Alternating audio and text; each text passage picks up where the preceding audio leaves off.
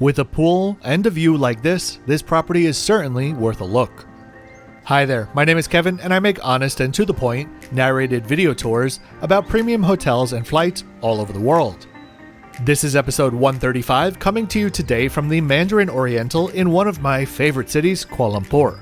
The full tour and review begin in 10 seconds.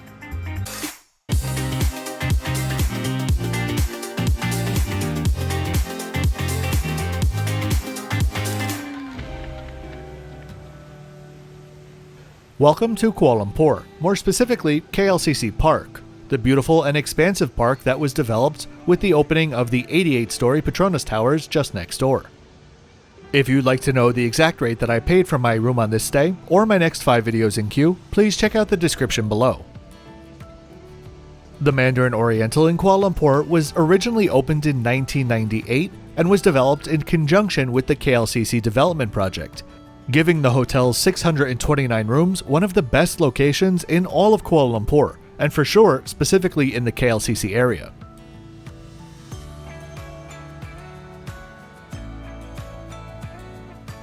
Like many newer developments in Kuala Lumpur, the main entrance of the Mandarin Oriental is accessed through a maze of one-way streets, which bring you to the hotel's driveway.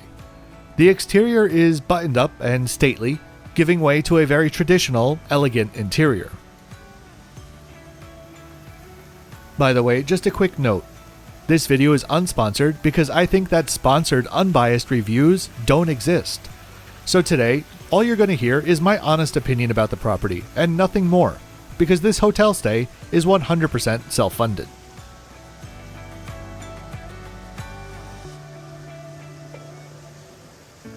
Before we head inside, let's take a quick look at where we are. Kuala Lumpur International Airport is a long ways out of the city, which means that it's going to be around an hour's drive.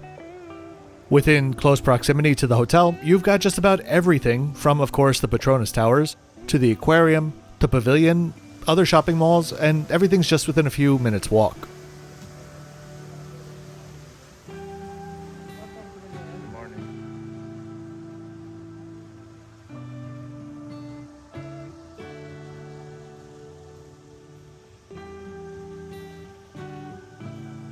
Walking inside now, we are presented with an interior which is old school Mandarin Oriental to its core. On the right hand side, we have the reception area where you might be haphazardly served a glass of iced tea as you're checking in. At the time of my check-in, my room wasn't quite ready yet, so the front desk agent offered me a free drink voucher which I could use for any non-alcoholic drink while I waited for the room to be ready.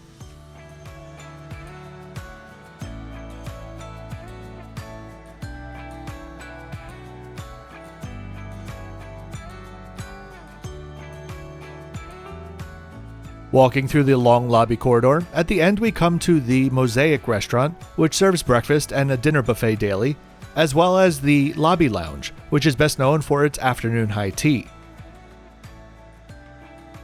Whether you're planning your first trip to Kuala Lumpur or reliving your memories from a past trip, if you enjoy the content that I produce, please be sure to give this video a thumbs up and subscribe with notifications on. Those 3 things are the biggest ways to support the channel against my biggest competitor, the YouTube algorithm. Fact of the matter is, for smaller channels that are still developing, the algorithm is a huge challenge to compete with, so every bit of support from you is greatly appreciated.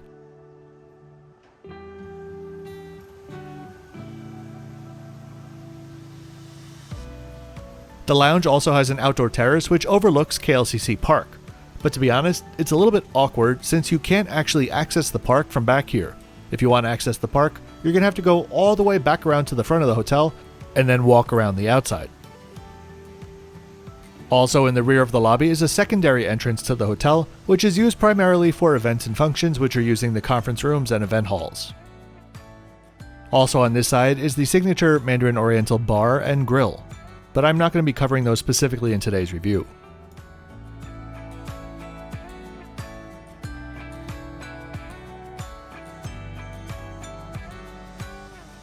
Now, let's head up and check out what is hands down the best feature of this hotel, the pool. Just a few floors up, the elevator door opens and you're in the spa reception area. Well, actually the spa area is behind these doors on the left, but this is the general, wellness reception area, with the entrance to Aqua, which serves lunch, dinner, snacks, and drinks throughout the day, on the right.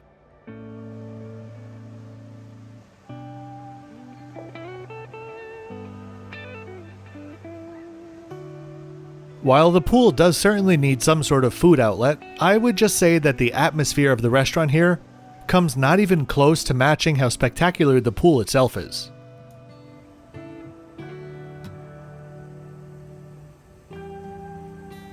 Behind the bar, there's also an additional lounge space as well.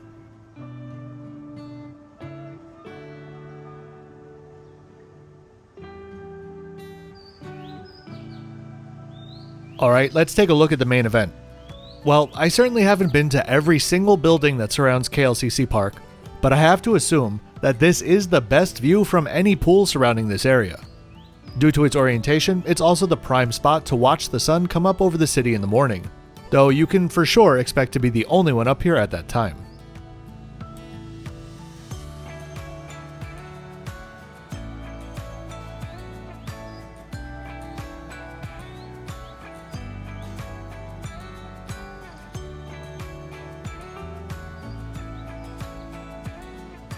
On the left side of the main pool is a smaller pool and a family area with chaise lounges, and on the far side of the pool, you have the majority of the lounge chairs along with day beds and some roped off areas for some VIPs.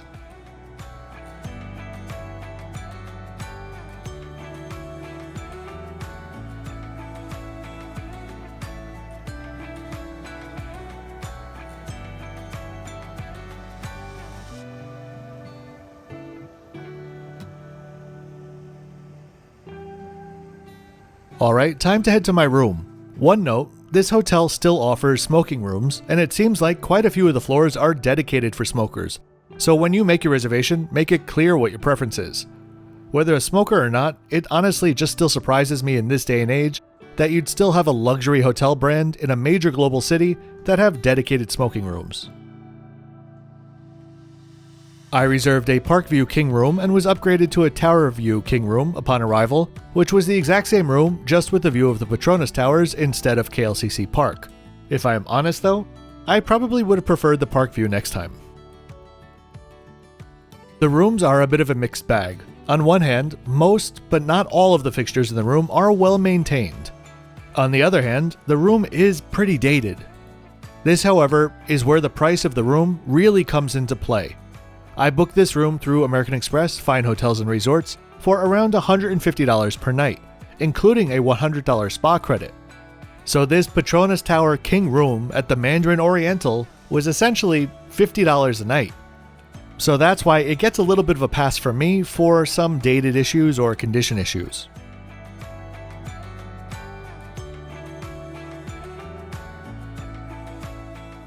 If you do book a similar rate, make sure that you book your spa treatments well in advance and learn from my lesson. I just rocked up on check-in day with no booking made and just assumed, wrongfully, that there would be appointments available.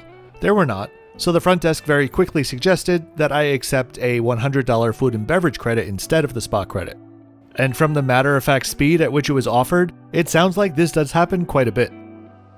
That said, I'd probably take a food and beverage credit just about any day over a spa credit anyway.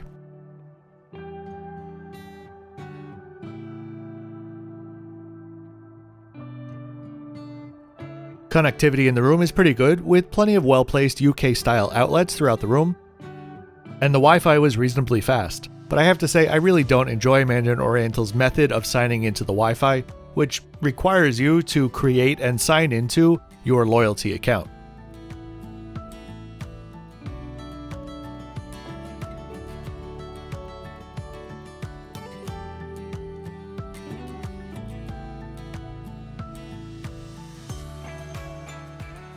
The minibar was not really that well stocked, and when I came into the room, I thought I was having a repeat of my stay at the Mandarin Oriental in Singapore, which I'm still referring to as Instant Coffee Gate 2021.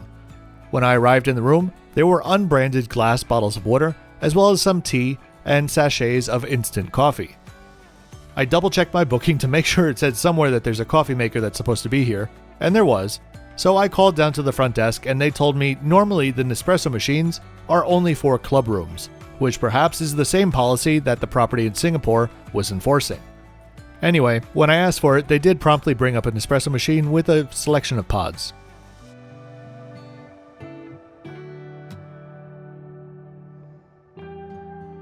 The storage area was sufficient, but in this day and age, any newer or new hotel would offer quite a bit more than you can see here.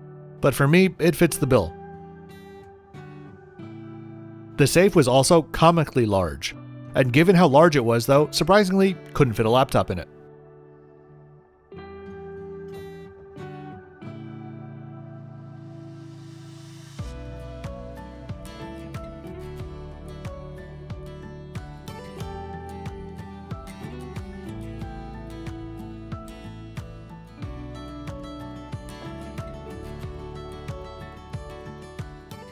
The low point of the room for me is the bathroom. There's just really no way of getting around the fact that this is just an old room. While I do appreciate the diptyque amenities, it's hard to enjoy them in a 1 square meter shower.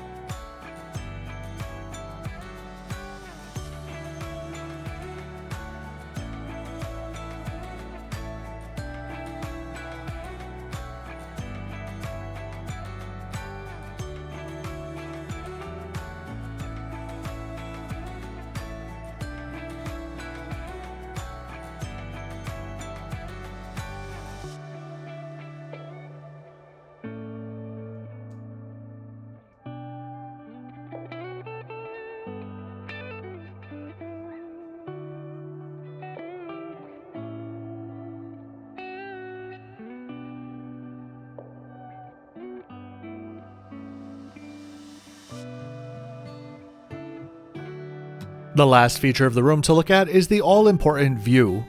And now the reason that I'll say I'd prefer the park view is because while the Petronas Tower's view is great, you do kind of have to turn your neck all the way to the side to just get a little bit of greenery in your view.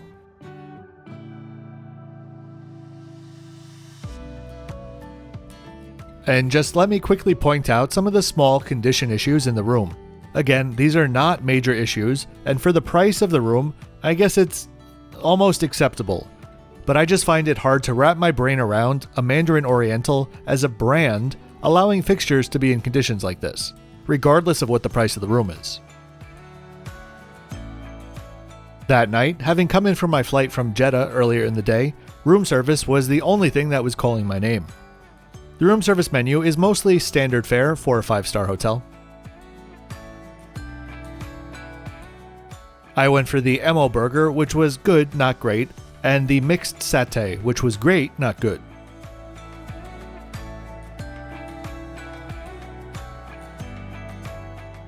The next morning, dark and early, before anyone else is seemingly awake, we head to Mosaic. If by Mosaic they meant taking every texture, every color, every tile, every material, and putting it all together in the same restaurant, then they have certainly succeeded.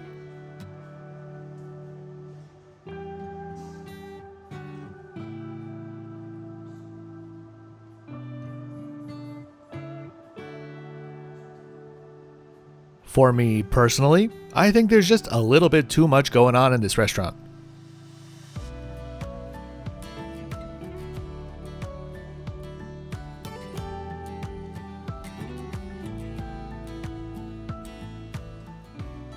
As for the food, it's a nice mix of standard Western dishes, Indian dishes, a Chinese station, and all of the other basics that you would expect. There's also an a la carte egg station, but not a separate a la carte menu per se. So yes, the buffet was nice, but I think the selection and the quality on offer fits into that same category of really good for the price, but not what you would expect from a normal Mandarin Oriental.